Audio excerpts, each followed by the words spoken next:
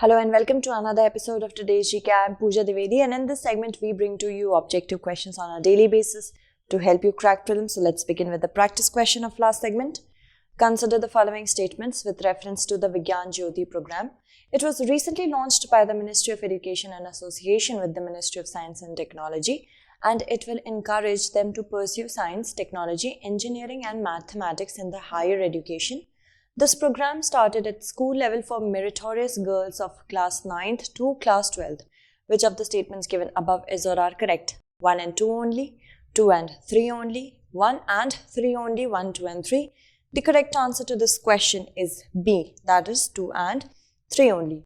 So the second phase of a Vigyan Jyoti program commenced on the occasion of International Day of Women and Girls in Science on February 11, 2021. It was launched by DST in December 2019 and it aims to create a level playing field for the meritorious girls in high school. It will also encourage them to pursue STEM, that is science, technology, engineering and mathematics in their higher education and make them self-reliant. Moving on, this program started at school level for meritorious girls of class 9th to 11th, and the activities under the program include student-parent counseling, visit to labs and knowledge centers, partners, role model interaction, and it will also provide online academic support to students. The second phase of this particular scheme will aim to spread the program to 50 more districts in addition. It will be in addition to the existing 50 districts already accessible. Alright, moving on to the next question. In the context of the Accessible India campaign, consider the following statement. It envisages conversion of 50% of railway stations in the country into fully accessible railway stations, and it ensures that 100% of all the government buildings of national capital are fully accessible. So which of the statements given above is or are correct? 1 only, 2 only, both 1 and 2, neither 1 nor 2. The correct answer to this question is A. That is 1 only the first statement is correct. So this particular campaign is the flagship campaign of the Department of Empowerment of Persons with Disabilities and Ministry of Social Justice and Empowerment. The aim of the campaign is to make a barrier-free and conducive environment for Divyangjans, that is the persons with disabilities all over the country.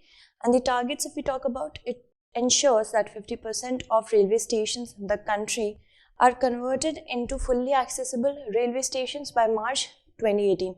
That means infrastructural capacities of these railway stations should be supportive enough to make the railway stations conducive for the people with disabilities, persons with disabilities. Make 50% of all the government buildings in national capital and all the states capital fully accessible by December 2018, and complete accessibility audit of 50% of government buildings and making them fully accessible in 10 most important cities, towns of states by December 2019.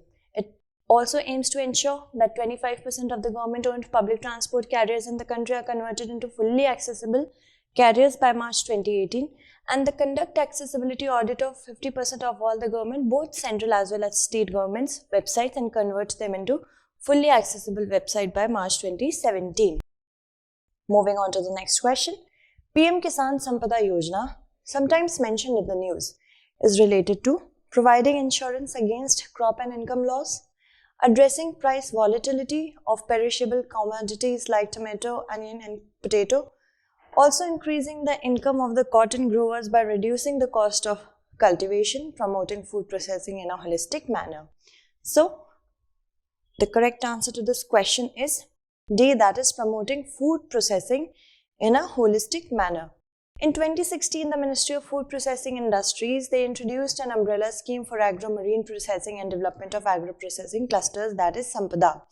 And in 2017, Sampada was renamed as the Pradhan Mantri Kisan Sampada Yojana, which is a central sector scheme which aims to promote food processing in a holistic manner. So if we talk about central sponsored schemes and central sector schemes are those schemes which are 100% funded by the central government, that is the union government, and it basically makes such policies, such schemes on the items that are provided for in the union list.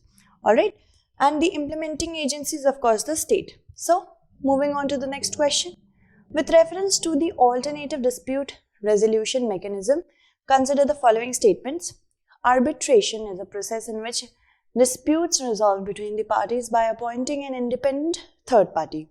And conciliation is a non-binding procedure in which discussions between the parties are initiated without any intervention by any other party, that is the third party. So which of the statements given above are not correct? That is false. 1 only, 2 only, both 1 and 2, neither 1 nor 2. The correct answer to this question is B, that is 2 only. Alright.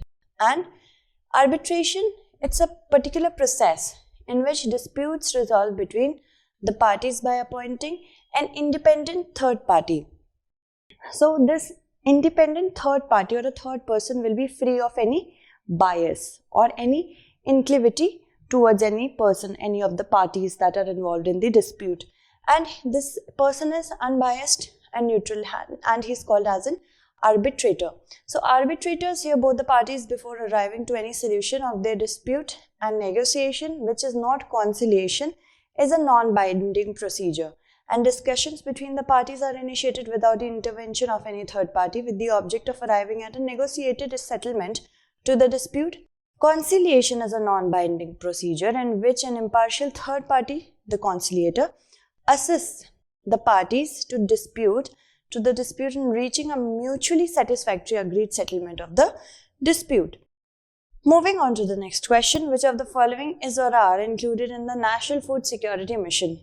Increase production of rice, wheat and pulses, reduce the import of edible oils, creating electronic national agricultural market, and you have to select the correct answer using the codes given below. 1 only, 1 and 2 only, 2 and 3 only, 1, 2 and 3. The correct answer to this question is B, that is 1 and 2 only. Both these statements are correct. So, National Food Security Mission was launched in the year 2007 and 8 to increase the production of rice, wheat, pulses, coarse cereals and commercial crops through area expansion and productivity enhancement, restoring soil fertility and also their productivity, and creating employment opportunities and enhancing farm level income, farm level economy. It further aims to augment the availability of vegetable oils and to reduce the import of edible oils. The government has created an electronic national agriculture market to connect all regulated wholesale produce markets through a pan-India trading portal. It is not included in the NFSM. So, if we talk about ENAM, this is an online portal in which the sellers and buyers, they come together and they strike a deal. So this will definitely reduce and of course safeguard the farmers from any sort of price volatility in the market, but because it is already agreed upon at what price they will actually buy the quantity mentioned through the portal. Alright, moving on, let's talk about our next question. Consider the following statements about the statutory liquidity ratio. It is the ratio of liquid assets to net demand and time liabilities, that is NDTL. Reduction in statutory liquidity ratio can revive credit demand in the economy. So, which of the statements given above is or are correct? 1 only, 2 only, both 1 and 2, neither 1 nor 2. The correct answer to this question is C, that is both 1 and 2, both the statements are correct. So, the ratio of liquid assets to net demand and time liabilities is called statutory liquidity ratio. Treasury bills, dated securities issued under market borrowings program and market stabilization schemes, all these form a part of SLR. And if we reduce the SLR, this can free up banks' fund, of course, which if deployed for lending can boost investment cycles. So simple to understand. If I am a bank and I have 5,000 rupees, I want to keep 3,000 as SLR. So for loans, advances and loans, I have only 2,000 left. But if I will reduce SLR, if I say that I just want to save 1,000, then I will have 4,000 in my account for advances. So the borrowers can come to me and they will be having many liquid opportunities to ask for loan. Okay. So moving on, the RBI lowers SLR in an attempt to revive the slack credit demand in the economy. Moving on to the next question, consider the following statements about Bhimbetka caves. It exhibits the earliest traces of human life in India and evidence of the Stone Age. Some of the Bhimbetka rock shelters features prehistoric cave paintings. So which of the statements given above is or are correct? One only, two only, both one and two, neither one nor two. The correct answer to this question is C, that is both one and two. Recently, researchers have discovered 3 fossils of the earliest known living animal, the 550 million year old Dickinsonia, on the roof of the Bhimbetka rock shelters.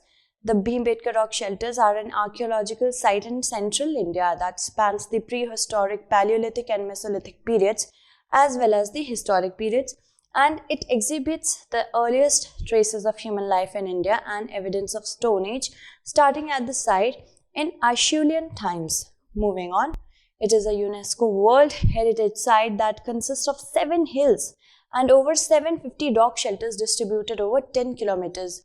And these were found by V.S. Wakankar in 1957, about 40 kilometers southeast of Bhopal in the foothills of Vindhya Mountains in Madhya Pradesh. Some of the Bhimbetka rock shelters, they feature prehistoric cave paintings, and the earliest are about 10,000 years old, corresponding to the Indian Mesolithic. Moving on to the next question, Barchans is a physical feature of which of the following landforms? Glaciers, desert, mountains, lakes. The correct answer to this question is B, that is desert. Moving on to the explanation, the Pakistan Army is holding a month-long exercise codenamed Jidar-ul-Hadid in the Thar Desert, and the aim is to prepare for conflict in extreme desert environments. The Thar Desert is an arid region that covers 2 lakh square kilometers. It forms a natural boundary along the border between India and Pakistan. The surface consists of aeolian, that is, depositions through wind, sand, and that has accumulated over the past 1.8 million years. The desert presents an undulating surface with high and low sand dunes separated by sandy plains and low barren hills or bhakars, which rise abruptly from the surrounding plains. The dunes are in continual motion and take on varying shapes and sizes because of the wind. And Barchans, which is also spelled as Barkhan, these are crescent-shaped sand dunes produced by the action of wind predominantly from one direction. One of the commonest types of dunes, it occurs in sandy deserts all over the world. Moving on to the next question, which of the following could reduce CO2 emissions from the thermal power plants? Retiring old subcritical thermal power generating units, running priority advanced technology plants, and deploying carbon capture technology. You have to select the correct option using codes given below, 1 and 2 only, 2 and 3 only, 1 and 3 only, 1, 2 and 3. The correct answer to this question is D, that is 1, 2 and 3. So unabated burning of coal, if we talk about in thermal plants, power plant stations, and a delay in implementation of latest carbon capture storage technology are among major reasons for air pollution in India, according to a recent study. So if we talk about carbon capture technology, this technology captures the CO2 in the surroundings, in the environment, and it utilizes or stores it in order to reduce the carbon footprints. Also, the study by the International Energy Agency's Clean Coal Center recommended implementation of emission norms at coal-based thermal power stations at the earliest, and it added that transport and other industrial sectors stand second to coal-based thermal power station as a contributor to air pollution. Among the other suggestions that could reduce CO2 emissions from the coal sector or cut it up to 26% were retiring old subcritical thermal power generating units and running priority advanced technology plants, deploying carbon capture technology. Alright, moving on to the next question. Sandace, recently seen in the news, is related to which of the following? A rare duck found in northeastern India and is a type of Bitcoin, it says, a kind of malware, it says, or an instant messaging platform. The correct answer to this question is D, that is, it's an instant messaging platform. So the National Informatics Center has launched an instant messaging platform called Sandace on the lines of WhatsApp. Like WhatsApp, the new NIC platform can be used for all kinds of communication by anyone with a mobile number or an email ID. So following the nationwide lockdown imposed on March In March 2020, to contain the spread of COVID-19, the government felt the need to build a platform to ensure secure communication between its employees as they worked from home. Alright, so the launch of this particular app is also a part of the government's strategy to push for use of India-made software so as to build an ecosystem of indigenously developed products and open initially only to government offices. It has now been released for the common public as well. So, WhatsApp privacy policy, which has been discussed in detail in one of our in-news segments.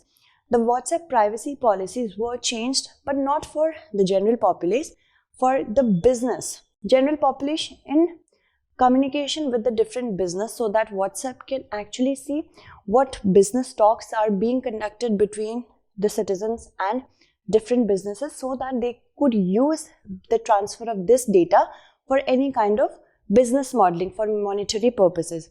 And in relation to that, in reaction to that specifically, many people did uninstall WhatsApp because they were feeling threatened when it came to their privacy, that whatever chats they are doing wouldn't be encrypted anymore and it would be transferred and misused. So that is why this particular platform could also be seen as a reaction to WhatsApp.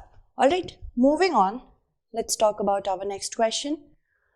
It was the theater of conflict during the 1962 Chinese offensive with key battles at Rezangla and Gurung Hills. It is one of the highest and most rugged parts of the Himalayas. The range has a roughly northwest-southeast axis and is an important holy site to the Tibetan Buddhists. So you have to identify the mountain range: Mount Kailash, Namcha Barwa, Nanga Parbat, Dhauladhar range. The correct answer to this question is A, that is Mount Kailash.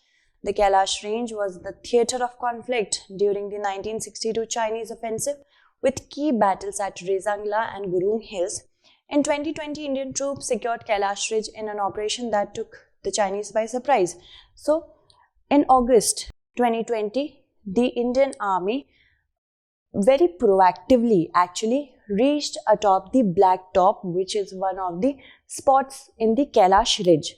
So Kailash Ridge ranges from Helmet Top to Fingers. The Fingers, of course, we talked about it in detail, and the Black Top. Alright, so actually because of the domination of Kailash Ridge, it will help any army. If we talk about the Indian Army right now, it helped Indian Army to look at the Moldo Garrison and the Chushul Bowl. So these two areas, even the Pangong Tso Lake was very visible through this with the help of this ridge. So that is why Indian Army had an upper hand here. Also, if we talk about Kailash Range, it is one of the highest and most rugged parts of Himalayas, located in the southwestern parts of the Tibet Autonomous Region. Also, the range has a roughly northwest to southeast axis and lies to the north of a trough, drained in the west by the Satluj River and in the east by Damkok, that is Makhwan River, and headwaters of the Brahmaputra River, that is. In the middle of this depression lies Lake Mappam, reputed to be the highest freshwater lake in the world. Remember that. It is located at 14,950 feet above sea level.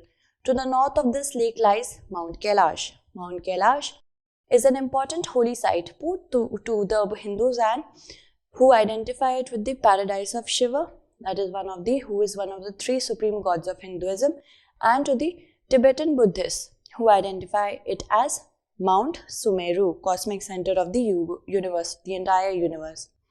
Moving on to the practice question. Ngozi Okonjo-Iweala, recently appointed the 7th Director General of the World Trade Organization, belongs to which of the following African countries? Ethiopia, Kenya, Sudan, Nigeria. So, I hope you will be able to answer it correctly in the comment segment. That's it for today. Tomorrow we shall meet again with another segment. Until then, stay updated and thank you so much for watching.